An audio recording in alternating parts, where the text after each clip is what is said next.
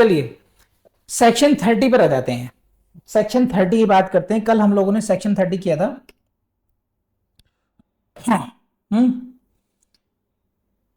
आज हम लोग करने वाले हैं, कल हम लोगों ने करा था 30 क्लॉज 4 कर लिया था, है ना। तो today we will start with the 30 clause 5, right. So today we will start with the 30 section 30 clause 5। ध्यान है कल का। चलिए मैं क्विक रिकैप देता हूं, फिर हम लोग अगली क्लास स्टार्ट करेंगे। क्या है देखिए, हम लोगों ने कल ये पढ़ा था section 30, it was all about minors admitted to the benefits of the partnership. It was section number 1, clause number 1.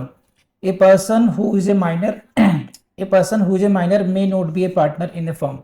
एक माइनर पार्टनर नहीं हो सकता, ठीक, but with the consent of all the partners he may be admitted to the benefits of the partnership. So he cannot be a partner, but he can be admitted to the benefits. Got it? ये बात हुई थी कल। Then उसके rights क्या होंगे? He will have the right to share the property profits of the firm as per agreement, and he will have access to the accounts and note to the all the documents of the firm. ये हम लोगों ने कल detail में पढ़ा था। And हम लोगों ने क्लॉज 3 में ये पढ़ा था कि सच share is minor share is liable but he is not personally liable for that. इतना हम लोग पढ़ चुके हैं। ये भी पढ़ा था हम लोगों ने। He may not sue the partners for the account, but he can do so if he is ready to sever his connections with the firm.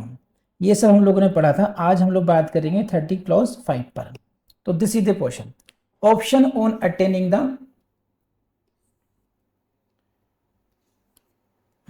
यहां से। So today we will start with the section 30 clause 5। यहां से start करेंगे हम लोग। अब जो बबुआ था, एक मिनट में खड़ी। जो बबुआ था अब वो बड़ा हो गया, ठीक। जो बचुआ था जिसको हमने टॉफी दे रखी थी in the name of benefits, you are being given benefits, है ना। अब वो बड़ा हो गया। अब क्या हो गया? He has attained the majority. Now what are the options available with him? उसके पास कौन कौन से ऑप्शन है? Whether he is free enough to continue as a partner, whether he is free to discontinue now to take the benefits, whether he can continue to take the benefits without liability, जैसे अभी तक करता आ रहा था। अभी तक की position क्या थी?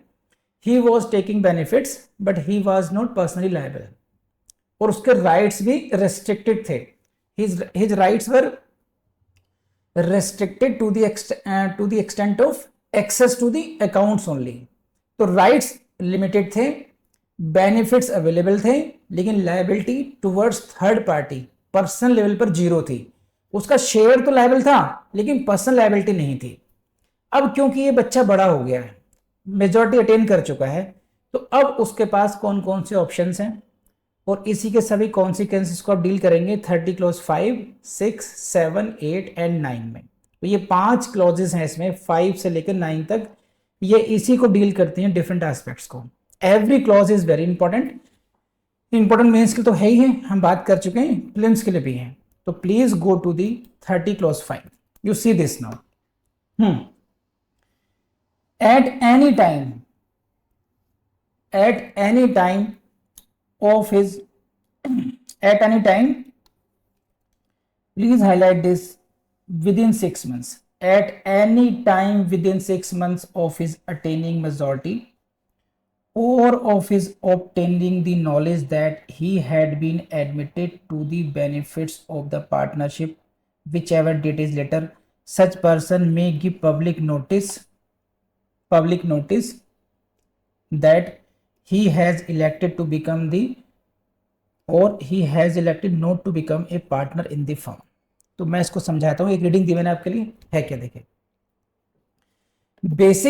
Basically after attaining majority he will have to elect now. उसको एक चूज करना पड़ेगा कि वेदर ही हैज इलेक्टेड और he has elected not to become partner, उसको पार्टनर बनना है या नहीं बनना है, इसमें से चूज करना पड़ेगा। तो जाहिर बात है अभी तक आप बेनिफिट्स लेते आए हैं, now you will have to choose whether you want to continue as a partner और नॉट। लेकिन ये जो इलेक्शन है आपका एक चुनाव है, ये आपका पर्सनल नहीं हो सकता। You will have to convey it to the public through public notice and that is given every time under section 72. So such person may give public notice that he has elected to become the partner, or he can give the public notice that he has not he is not continuing as a partner, that he has elected not to become the partner। ये आपका public notice हो गया। यहां से तो question आएगा नहीं।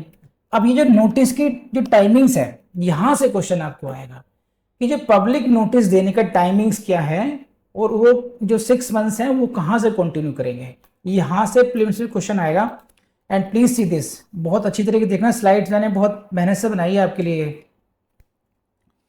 With in 6 months, please highlight this, with in 6 month कहां से, of his attaining the majority, या तो जिस डेट को वो मेजर हो गया, फॉर एग्जाम्पल मान लीजिए 1/5/21 को, 1 मई 21 को he had attend the majority, तो from this date you will calculate 6 months, within 6 months. एक ऑप्शन ये है, या सपोज उसको पता ही नहीं है, और of his obtaining knowledge that he had been admitted to the benefits of partnership, या फिर इस डेट को, या मान लीजिए 10 मई 2021 को उसको पता चला कि I was admitted to the benefits of the partnership. अभी तक उसको पता ही नहीं था, बच्चा बड़ा हो गया 1 मई को, लेकिन अभी तक इसको पता नहीं है, अभी तक इसको पता ही नहीं है कि वो he was taking benefits out of that partnership.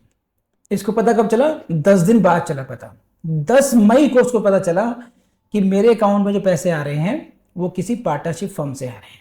तो now this is the date, 10th of May 21 is the date. तो आपके पास 2 डेट्स हो गई, डेट ऑफ अटेनिंग मेजॉरिटी या date of obtaining the knowledge. Date of obtaining the knowledge, कि किस date को आपके पता चला कि हाँ आप इसके बेनिफिट्स ले रहे हैं।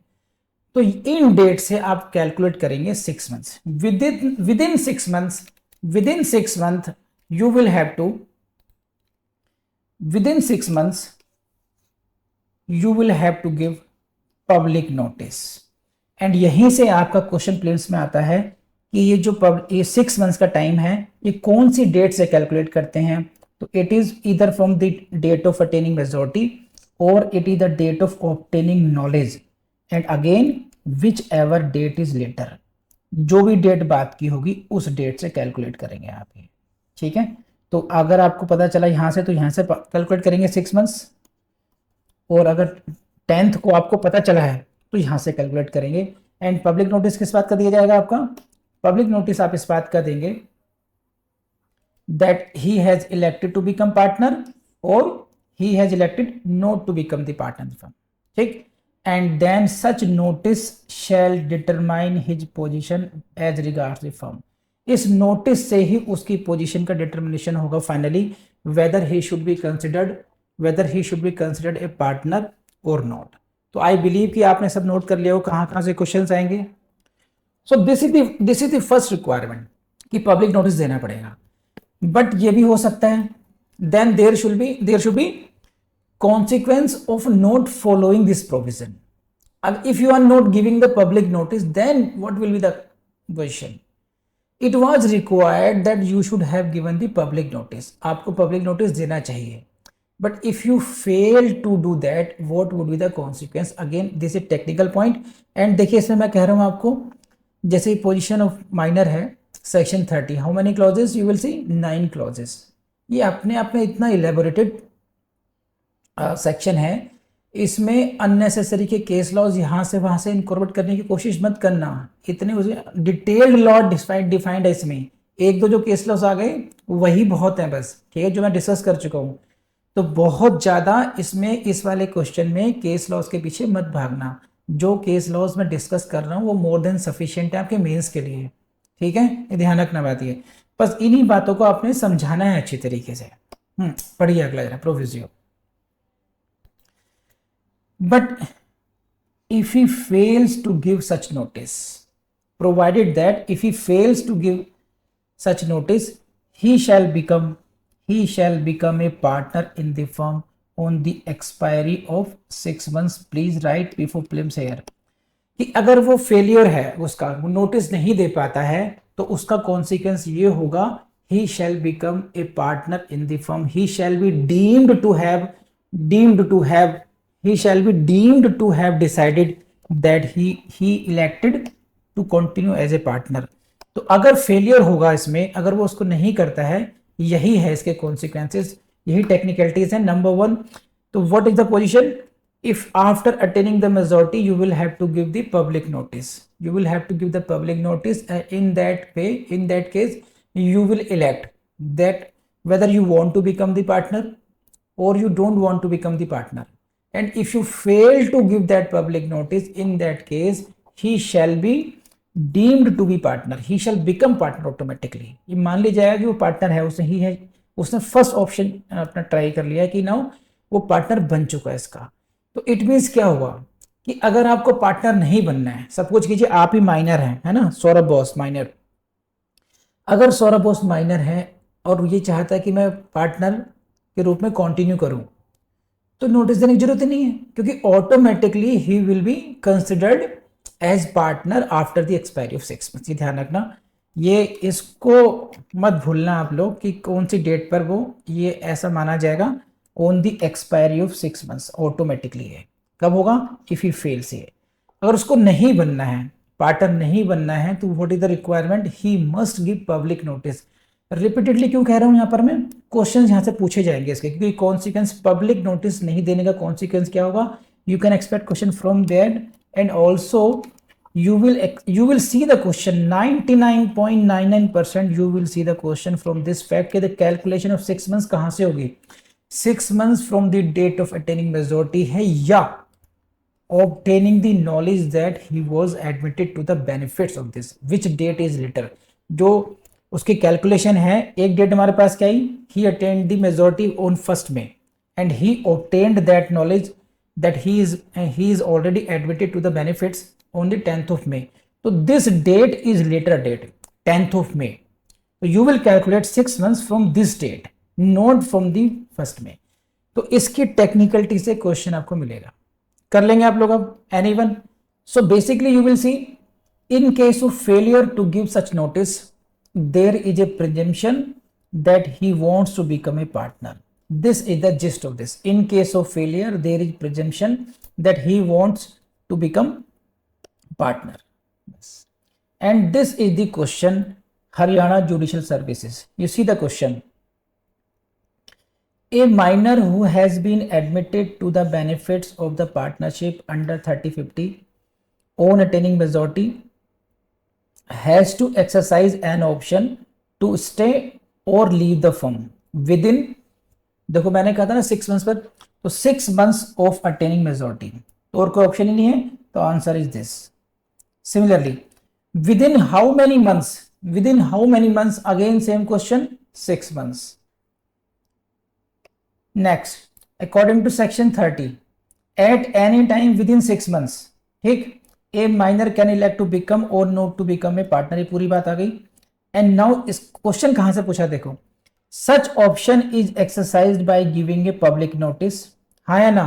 Next, if he remains silent and fails to give such a notice, there is presumption that he wants to be a partner, and on the expiry of the said 6 months he shall become a partner in the firm।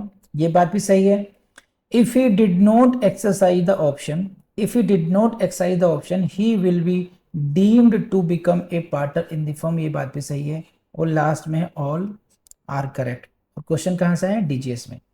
अब यहीं पर मैं आपको कुछ सिखाना चाहता हूं, उसको सीखने की कोशिश कीजिए। देखिए इस क्वेश्चन को या ढंग से देखिए, अभी हम लोगों ने 30 क्लॉज 5 को अच्छी तरीके से पढ़ा है, सारी बात समझिए। हाँ, इस क्वेश्चन में समझने की कोशिश कीजिए। देखिए अभी हम लोगों ने सेक्शन 30 क्लॉज 5 को पढ़ा अच्छे तरीके से। अब इस क्वेश्चन में खास बात क्या है, इस क्वेश्चन की लेंथ देखिए आप, 1 2 3 4 5 6 लाइन का question, then there are 4 options and each option is a 2 line questions. तो 6 + 8 14 लाइन्स, कंप्लीट लाइन्स क्वेश्चन हो गया ये। 14 लाइन्स आपको पूरी पढ़नी पड़ेगी, तब जाकर के इस क्वेश्चन को आप कर पाएंगे। और इससे में डर कितना लगता है कि डीजीएस में बहुत टेक्निकल क्वेश्चन पूछते हैं, बहुत मुश्किल क्वेश्चन पूछते हैं, जबकि ऐसा है नहीं। वो सिर्फ आपसे आपके कॉन्सेप्ट्स को चेक करते हैं, आपकी रीडिंग हैबिट्स को चेक किया जाता है। अब ऐसे क्वेश्चन में आपको 35 में बहुत टेक्निकल तो कुछ था नहीं, लेकिन इन्होंने इस क्वेश्चन को आप कंपेयर कीजिए। देखिए इस क्वेश्चन में हरियाणा वालों ने कैसे किया, हरियाणा वालों ने केवल एक पॉइंट पर क्वेश्चन आपसे पूछा कि आपको वो कैलकुलेशन का पता है या नहीं है 6 मंथ्स के बारे में, बस। ठीक, हरियाणा में 6 मंथ्स पे करा। अगेन हरियाणा में 2013 पर उन्होंने फिर 6 मंथ्स को फोकस किया। लेकिन डीजीएस ने क्या किया कि उन्होंने सारी बातें चेक की आपकी। अब इसमें इतना आसान है ये, कोई अगर ट्रिक से करे तो मैं आपको समझाता हूं। देखिए इसमें ऑप्शन देखिए आप, क्वेश्चन में ऑप्शन ए, ऑप्शन बी, देखो समझने की कोशिश करना आप लोग, ये नॉलेज के साथ साथ how to attempt the question paper, ये बहुत जरूरी है। B, C and D. अब जरा डी ऑप्शन को देखो, ऑल आर करेक्ट। अब इसमें जैसे ही आपको, और कोई ऑप्शन तो है नहीं हमारे पास, कौन से ऑप्शन है, ए बी सी और डी। अब डी में तो तभी होगा कि अगर मान लीजिए आपने पढ़ लिया और ए आपको सही लगता है ना, और आपने फिर इन बी और सी में से पढ़ा कि सी भी ठीक है। सब मेरी बात को ध्यान से लेना, ए भी आप यू रेड ए, आपको ए सही लगा, और बी पढ़ा आपने, बी भी आपको करेक्ट लगा, और डी ऑल है, तो ऑटोमेटिकली सी को पढ़ने की जरूरत ही नहीं है आपको अब, क्योंकि ए एंड बी तो है ही नहीं, कोई ऑप्शन ए एंड बी तो है ही नहीं, केवल डी ही है, ऑल आर करेक्ट। तो ए और बी को पढ़ते ही आप सीधा डी पर पहुंच सकते हैं और सी को स्किप कर सकते हैं, जब ऐसी पोजीशन होती है, ऑल आर करेक्ट। यहां पर आप मेरी बात समझ पा रहे हैं, जो मैंने समझाया आप लोगों को, कन्वे कर पाया नहीं कर पाया, इस ट्रिक को समझा आप लोगों ने? तो हमने एक लाइन को पढ़ने का टाइम बचा लिया अपना। ये एक प्रेजेंस ऑफ माइंड होती है जो आपको वहीं पर दिखानी होती है। ऐसे नहीं है कि ए और बी तो हमने पता कर ही लिया और सी को भी जबरदस्ती पढ़ना है। अरे यहाँ पे कोई रिकॉर्ड थोड़ी बनाना है। अगर आपको इंश्योर हो गए ए और B are correct, then D will be the option, क्योंकि और कोई ऑप्शन है ही नहीं इसमें। प्लीज मुझे बताइए एवरीवन, समझ में नहीं आया बात को? अब ऐसे उसमें करना क्या चाहिए? देखिए ऐसे उसमें ये उन्होंने पूरा का पूरा सेक्शन दिया है। देखिए पूरा का पूरा कहते हैं डायरेक्ट उठा के दे दिया, at any time within 6 months of his attaining majority और obtaining knowledge that he had been admitted to the benefits of the partnership, whichever date is later, a minor can elect to become or not to become a partner. This is section 30 clause 5. Exact bare act language उन्होंने reproduce कर दी इसमें। अब वो केवल आपका DGS में क्या check कर रहे हैं कि आपकी जनरल अंडरस्टैंडिंग क्या है, इसके आगे की बात आपको पता है या नहीं पता है। अब मैं पढ़ता हूं, फिर पढ़ता हूं उसको, पहला ऑप्शन पढ़ता हूं उसमें, such option is exercised by giving a public notice. अब अगर आपको ये बात सही लगती है, जो कि सही है, तो आपको तुरंत यहां पर टिक करना चाहिए लास्ट में। इसका मतलब अब जैसे हम टिक करेंगे यहां पर, तो इसको आप इस लाइन को दोबारा नहीं पढ़ना पड़ेगा। जब इंश्योर हो जाए कि yes this line is correct, then please आप इसको यूज करेंगे। और मान लीजिए अगर ए आपको लगता है गलत है ये, तो आप यहां पे काटा लगाएंगे इस तरीके से।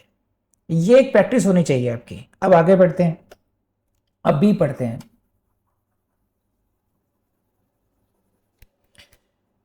If he remain silent and fails to give such a notice, there is presumption that he wants to be a partner and on expiry of said 6 months he shall become a partner। ये बात भी सही है, तो again हम वैसे ही करेंगे। अब दो हो गए यहाँ पर, अब हमारा क्या होगा, ए भी करेक्ट है एंड बी भी करेक्ट है। अब यहां पर देखिए क्या कोई ऑप्शन ऐसा भी है क्या ए एंड बी बोथ है या नहीं। अब आपको देखना चाहिए सी और डी में क्या है, तो ए एंड बी का तो कोई ऑप्शन नहीं है अब। लेकिन जैसे ही आपने देखा कि ऑल आर करेक्ट, तो सी भी करेक्ट ही होगा।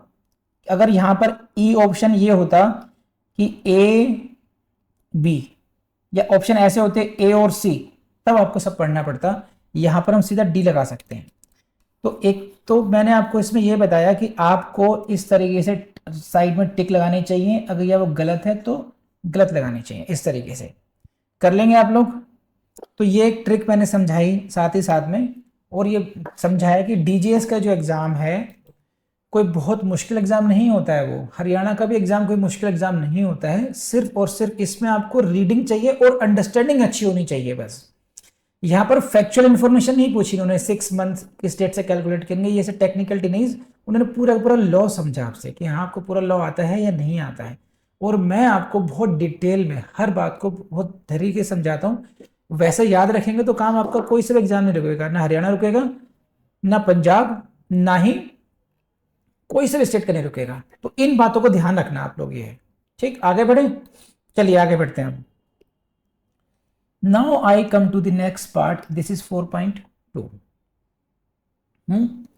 अब यहां से आपको समझना पड़ेगा कि जो 30 क्लॉज 5 है ना, इसमें क्या था, he will have to exercise the option.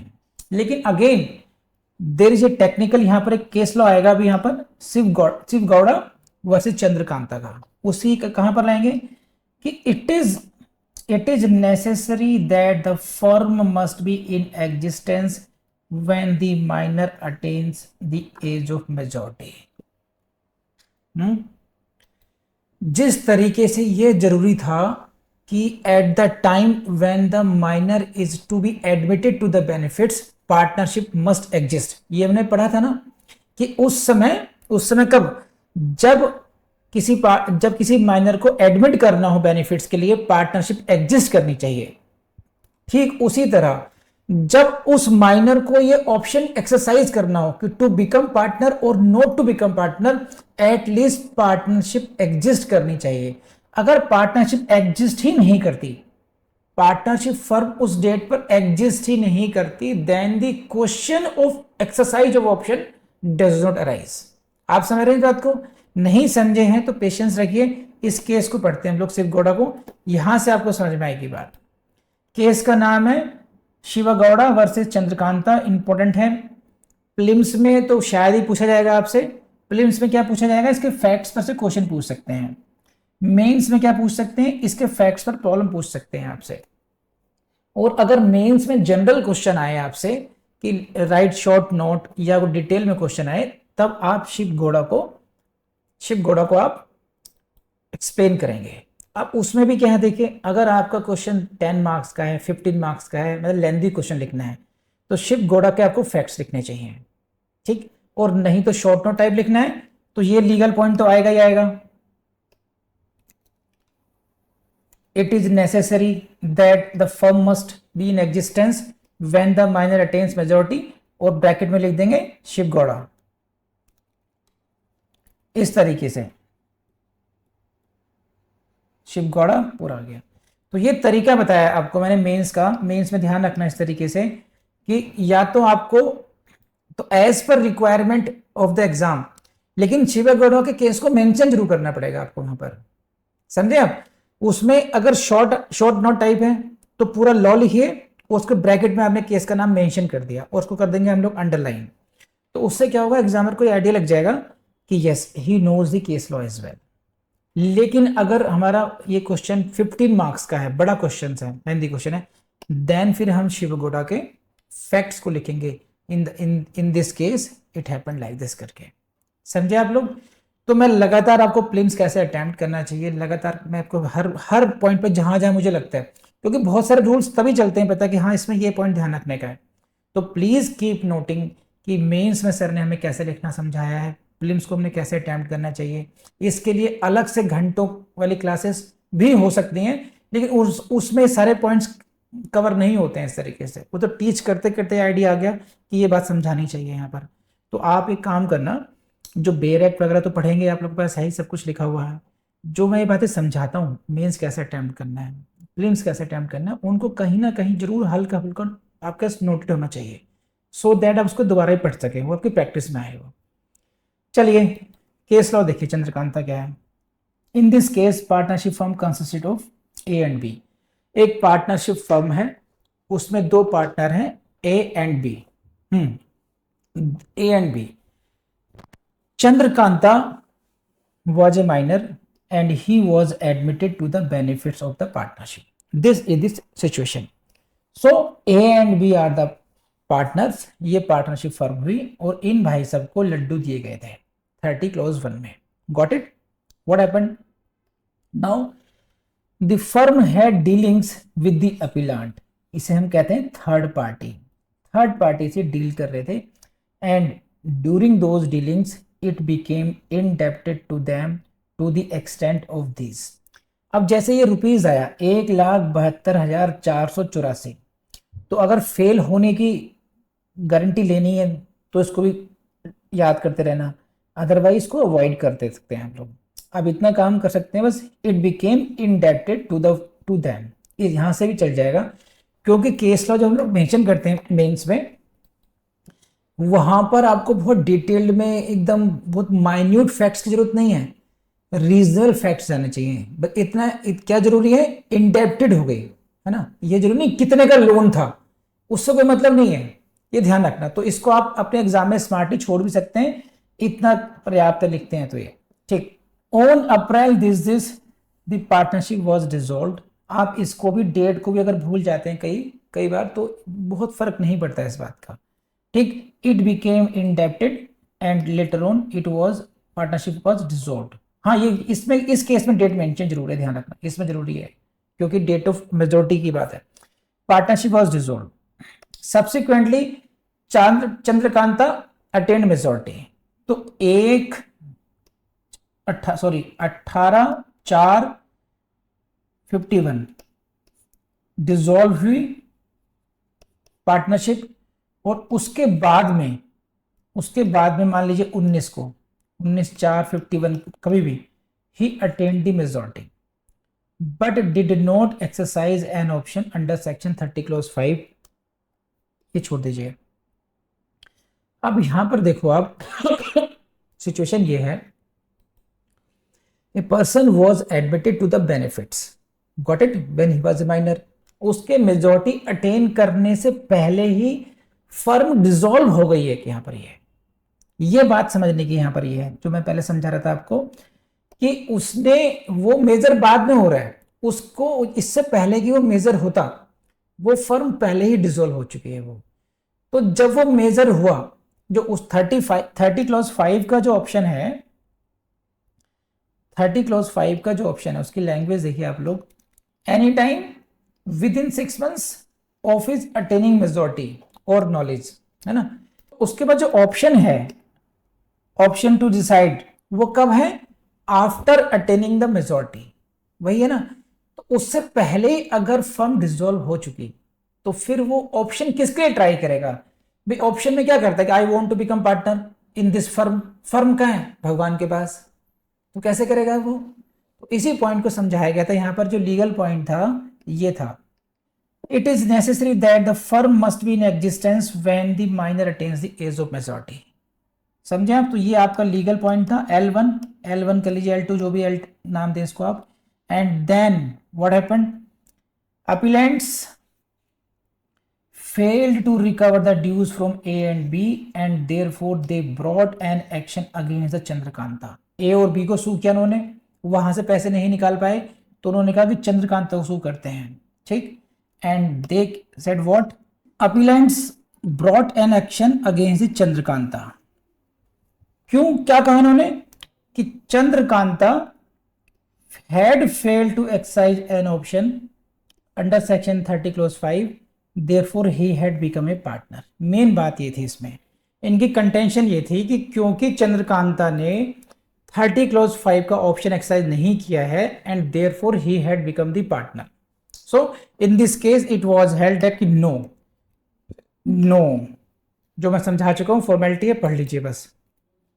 It was held by Supreme Court that section 30 does not apply to Chandrakanta as he had attained majority only after the firm had already been dissolved. He is not a partner of the firm. बात खत्म यहीं पर ही। तो इस बात को ध्यान रखना, एक लीगल पॉइंट है यहाँ पर, इस केस पर आप लोगों ने ये देना ही पड़ेगा। क्या लीगल पॉइंट था? It is necessary that the firm must be in existence when the minor attains the age of majority. I hope you got it. बढ़ते हैं आगे को भी है। Come to the next point, this is clause 6, where any person has been admitted as minor to the benefits of the partnership in a firm, the burden of proving the fact that such person had no knowledge of such admission until a particular date shall lie upon the person who asserts it. तो basically इसमें देखिए, क्योंकि जब आप major हो जाते हैं, when you attain the majority, तो आपकी लायबिलिटी बढ़ जाती है इसमें। You have to become partner और you have to choose not to become the partner in some cases, क्योंकि टेक्निकलिटीज यहां पर है। 30 क्लॉज 5 को दोबारा पढ़ो, इस लाइन से देखिए। ये जो लाइन है आपकी है कि 6 मंथ्स की कैलकुलेशन कहां से होगी? 6 मंथ्स की calculation within 6 months from the date of obtaining his knowledge भी होगी, है ना। अब यहां पर यही अगर क्लेम आ जाए कि अगर पार्टनर कहे कि मुझे तो पता ही नहीं था, जो माइनर कहे अच्छा आई हैड नो आइडिया, मैं मेजर हो चुका एक डेट पर लेकिन मुझे आज तक नहीं चला पता, तो 6 मंथ की कैलकुलेशन कहां से करोगे? उस डेट से करोगे आप जब मुझे पता चलेगा, मुझे पता नहीं चला। तो इस बारे में बर्डन ऑफ प्रूफ किसके बारे पे होगा कि भाई कि ये इसको पता था या नहीं पता था। तो 30 क्लॉज 6 जो है basically tells about the burden of proof only. 36, see this, where any person has been admitted to the benefits of partnership in a firm, the burden of proving the fact, the burden of proving what? Proving the fact, which fact? That such person had no knowledge of what? Of such admission to what? Admission to benefits, कि उस व्यक्ति को इस बात की knowledge ही नहीं थी until ए particular date, ठीक।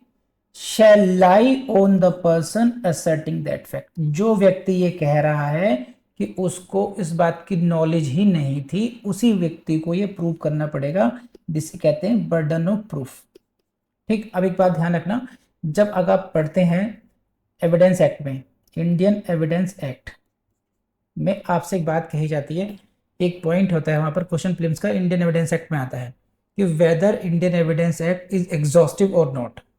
क्या क्वेश्चन है? Whether Indian Evidence Act is exhaustive और नॉट। तो आंसर हमेशा क्या होता है? नो होता है, क्योंकि such kind of evidence rules are present in so many other acts as well. जैसे यहां पर पार्टनरशिप में है, बर्डन ऑफ प्रूफ का एक रूल यहां पर भी आ गया आपके सामने। तो बर्डन ऑफ प्रूफ बेसिकली किसके डोमेन में आता है? एविडेंस एक्ट के डोमेन में आता है। लेकिन यहाँ पर बर्डन ऑफ प्रूफ की बात यहाँ पर भी कही गई है, इसलिए हमेशा ये होता है कि एविडेंस एक्ट के बारे में ये कहते हैं कि evidence Act is not the exhaustive. So 30 clause 6 ने बर्डन ऑफ प्रूफ किस पे डाला बताओ जरा, अगर आप समझें तो। Who shall have the burden of proof? Prove ये करना था that such person had no knowledge of such admission until a particular date after the expiry of 6 months of attaining majority, कि उसको इस एडमिशन टू बेनिफिट्स के बारे में जानकारी नहीं थी। अब जो व्यक्ति इस फैक्ट को असर्ट करेगा उसी को ये बात प्रूव करनी पड़ेगी कि yes, how can you say that he was not having knowledge of that fact, that shall lie on the person asserting that fact। तो बहुत टेक्निकल नहीं है, लेकिन डीजेएस में ऑप्शन ए बी सी में कहीं ना कहीं आपको टिका के दे सकते हैं इस तरीके से, जैसा आपने डीजेएस में क्वेश्चन अभी देखा था। उसी तरीके से यहाँ पर ये एक्सपेक्टेड है कि it can be a one of the A B C and all the correct में आ जाए, इस तरीके से समझें आप लोग। सो इट इज ओवर, एक बार रीडिंग देते हैं बस। Sometimes it may happen that a minor might have been admitted to the benefits of the firm without his knowledge. ये हो सकता है कि गोलू मोलू के लिए कहा गया चलो ठीक है, इसकी गुल्लक में कुछ पैसे जाते रहेंगे, बेनिफिट्स आता रहेगा। मान लीजिए नीलू, कसेरा, प्रवीण और मुस्कान वगैरह इन सब ने पार्टनरशिप फर्म बना ली और इन्होंने कहा कि ये जो गोलू मोलू है इसको हम लोग कुछ ना कुछ पैसे देते रहेंगे, लेकिन इसको पता ही नहीं है, अभी 4 साल का बच्चा है। तो he has no knowledge, he was admitted to the partnership without his knowledge. तो ये ध्यान रखना, इस बात पे भी क्वेश्चन बन सकता है। मैंने सोचा था कि मैं अगर मैं होऊंगा एग्जाम में तो मैं बनाऊंगा ऐसा कि whether it is necessary that the person who is being admitted to the benefits should give his consent, क्या उसकी कंसेंट भी जरूरी है? कम ऑन, क्या माइनर की कंसेंट जरूरी है फॉर द बेनिफिट्स और not? Answer is no, it is not required, it is not required. ध्यान रखना, don't get confuse. So he had no knowledge and minor continues ignorant of such facts even after the expiry of 6 months of attaining majority। Major हो गया, ठीक है, और अपना वही गुल्ली डंडा खेल रहा है बच्चा, उसको पता ही नहीं है कि उसके लिए इतना बड़ा खजाना भी है वहां पर कोई ना कोई। वो he has been admitted to the benefits of partnership, उसको नहीं पता है। ऐसी सिचुएशन में ये बात है, सेक्शन 30 क्लॉज 6 कहता है ये burden of proving the fact of such ignorance is upon the person who assets it. जो व्यक्ति उस इग्नोरेंस की बात करेगा कि इसको नहीं पता था, वो खुद कहता है कि मुझे नहीं पता, वो खुद कहता है कि मुझे नहीं पता, उस माइनर टर्न्ड मेजर को प्रूव करना पड़ेगा। उसके बिहाफ पे कोई और कह रहा है तो उसको प्रूव करना पड़ेगा कि वाकई में नॉलेज नहीं थी। तो आई बिलीव कि ये समझ में आ गया होगा आपको। अब 30 क्लॉज 7 पर आइए, यहां पर आपको मजा आएगा, कुछ ज्यादा ही कुछ। If he becomes partner, it's very tricky and very very important for your exam as well. See क्या है ये? Minor's position if he becomes a partner. 30 clause 5 में there was an option to become और not become, ठीक। अब you become the partner, तब क्या होगा समझे?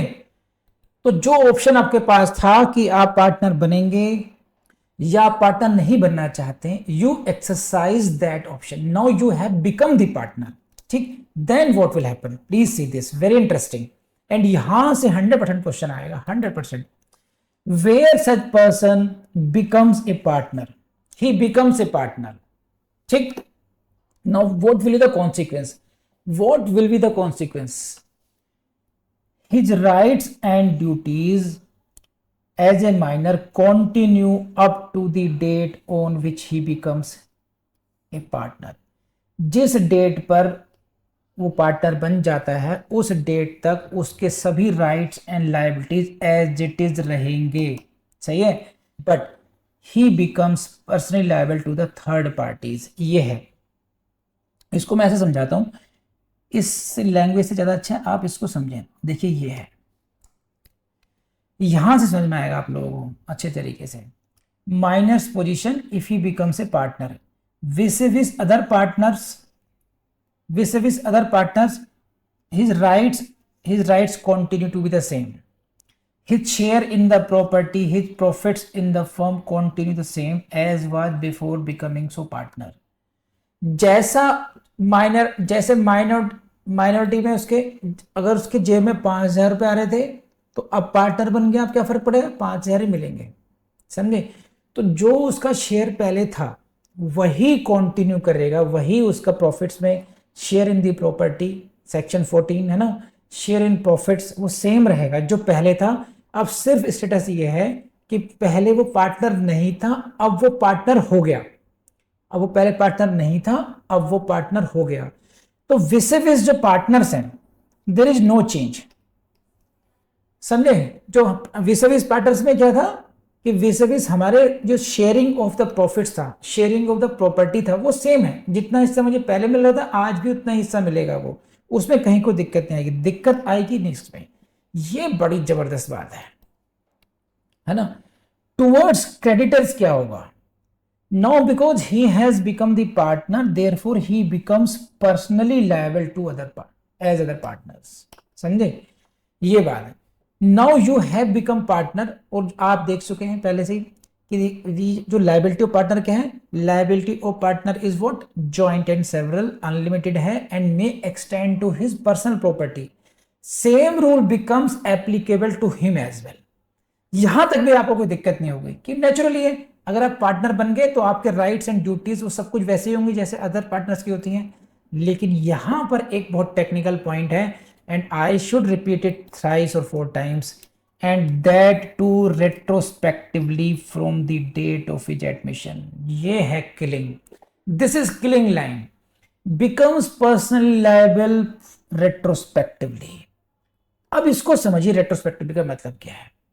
तो जो गोलू मोलू को जो बेनिफिट्स, ये रहे गोलू मोलू, ठीक, इनको जो बेनिफिट्स मिलने शुरू हुए थे वो मिलने शुरू हुए थे 1 जनवरी 2000 से, 2005 से कर लेते हैं, 2005 से करते हैं, ठीक, 2005 से 5 से मिलने शुरू हुए थे।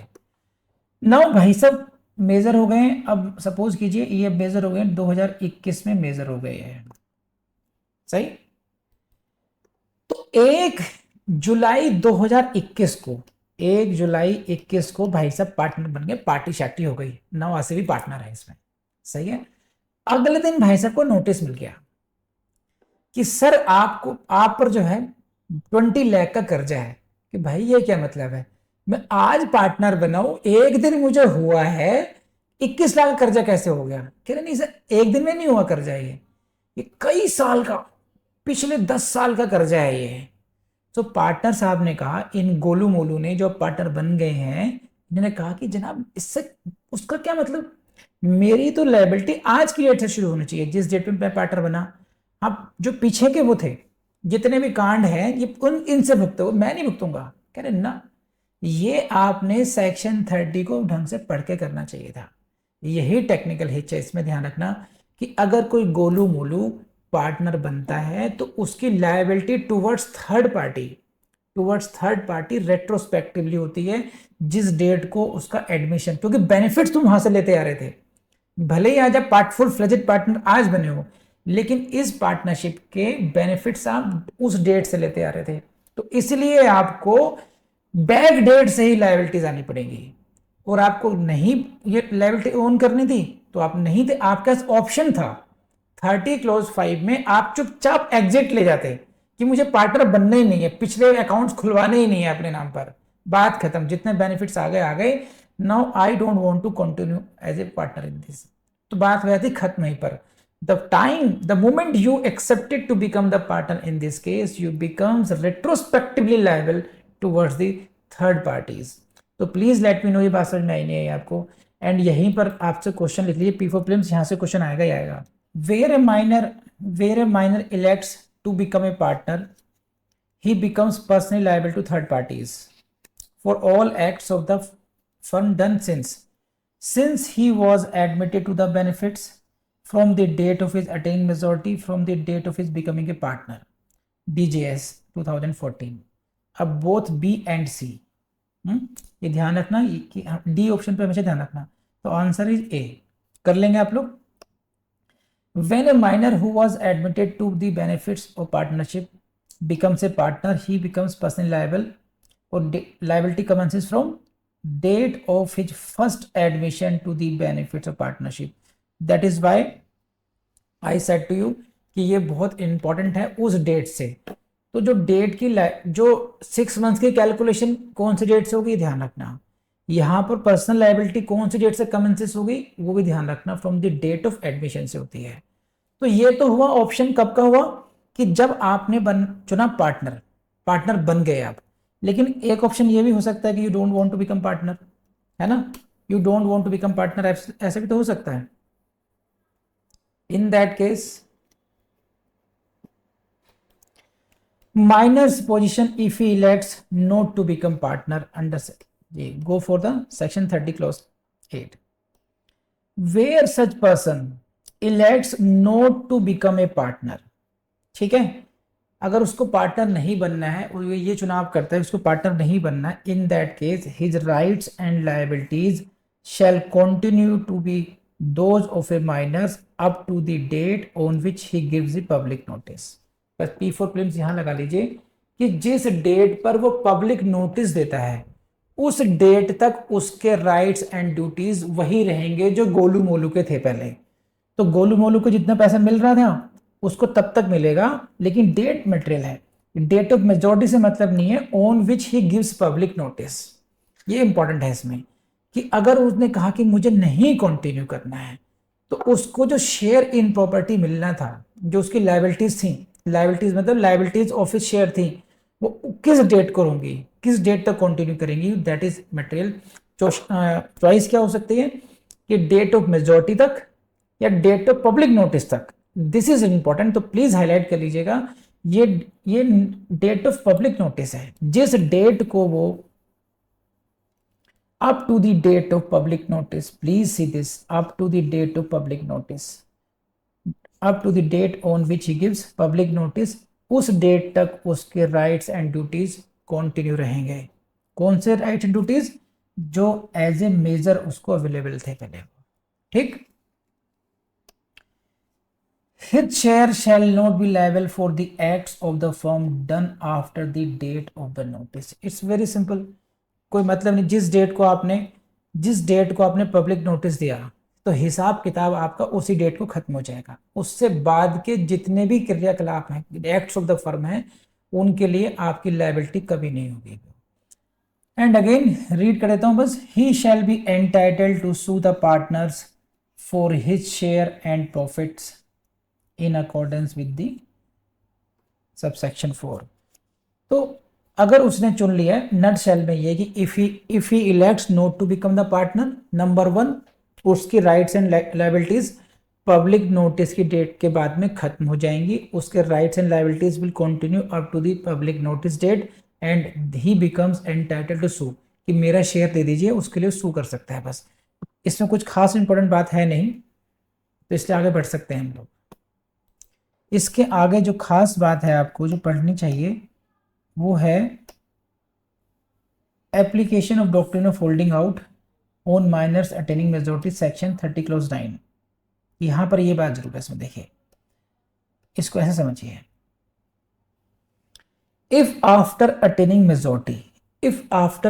मेजॉरिटी ही रिप्रेजेंट्स और knowingly permits himself to be represented as partner in the firm, then his liability on the ground of holding out can still be there। बस ये 30 क्लॉज 9 ये कहता है कि आपने ये चूज तो कर लिया कि आप पार्टनर नहीं है, इसके बात खत्म हो गई, लेकिन you continue to represent yourself as the partner, या अलाउ, जो सेक्शन 28 की लैंग्वेज है, knowingly permits other to represent, then you can be held liable on the basis of doctrine of holding out। ध्यान रखना, section 28 की application से आपकी liability fix की जा सकती है, अदरवाइज सेक्शन 30 की वजह से आपकी कोई लायबिलिटी नहीं है। जिस डेट को आपने पब्लिक नोटिस दिया उस डेट को आपकी लायबिलिटी खत्म हो गई। This was all about 30 clause 9। इसकी लैंग्वेज देख लीजिए, क्या लैंग्वेज है? Nothing section 7 and 8 shall affect the provisions of 28, यानी कि section 28 will override section 30। doctrine provisions of doctrine holding out will be applicable on the minor who was getting benefits and who chose not to become the partner but he kept on representing himself to be a partner। समझ में बताई? तो doctrine holding out will be applicable upon him as well। so let me know। अभी यहां तक मेरे ख्याल से मैंने इस चैप्टर को, क्योंकि ये बहुत इंपॉर्टेंट चैप्टर था, section 30 very very important for your prelims and very very important for your mains. Otherwise on merits जितना डिटेल में पढ़ना चाहिए था, I have discuss this chapter. Section 17 तक मैं क्लास ले चुका हूँ प्रीलिम्स की, अब 18 to 30 only focusing on prelims. तो कल की क्लास वो हो गई आपकी। ठीक, बाय बाय। देख ली क्लास आप लोगों ने। अब सच में बताना आपको क्लास सही लगी, बुरी लगी, अच्छी लगी, बहुत अच्छी लगी, तो मुझे आपने बताना है, कैसे बताना है ये आपने देखना है। अभी आप कमेंट लीव करेंगे या आप मुझे फ़ोन करेंगे या मिलने आना चाहेंगे, क्या करेंगे? तो सबसे बेस्ट है आपका लाइक का बटन और कमेंट बॉक्स। तो ये तो बात ये हो गई। दूसरी बात ये है कि याद नहीं किया तो याद करने बैठ जाइए, क्योंकि फिर सब मेहनत हमारी हो जाएगी बेकार। दूसरी बात पहले ही कई बार समझाई है, आप लोगों को फिर समझाऊंगा कि हिंदुस्तान का सबसे आसान एग्ज़ाम है। अगर हम कोशिश करें तो हम इसको एग्ज़ाम को क्वालिफाई कर सकते हैं। इसलिए घबरा करके आउट ऑफ फियर यहाँ वहाँ स्विच करने की ज़रूरत नहीं है कि कभी एडवोकेसी में चले गए, कभी टीचिंग में चले गए, कभी कहीं। एक जगह मन बना करके अपनी तैयारी करेंगे तो अपना एग्ज़ाम हो जाएगा। आपकी मदद के लिए हमने बहुत छोटे छोटे कोर्सेज डेवलप कर रहे हैं, बहुत छोटी छोटी फीस पर, हमारे विधि जोशल एकेडमी के ऐप पर। आप वहाँ पर जाइए, आपको बहुत कुछ हेल्प मिल जाएगी वहाँ से। आपको किसी और कोचिंग में जाने की ज़रूरत नहीं पड़ेगी, ना ही बहुत आपको पैसे वेस्ट करने की ज़रूरत है। आप वहाँ पे जाइए, आपका काम हो जाएगा उसमें। तो लेकिन आपको डेडिकेशन से पढ़ना पड़ेगा। देखिए, जितनी कोशिश हम कर रहे हैं उससे 10 गुना आपको करनी पड़ेगी, तब जा कर के रिजल्ट आएगा। लेकिन आएगा रिजल्ट पक्का। तो कर लेंगे। अब चलिए नेक्स्ट क्लास करते हैं। अब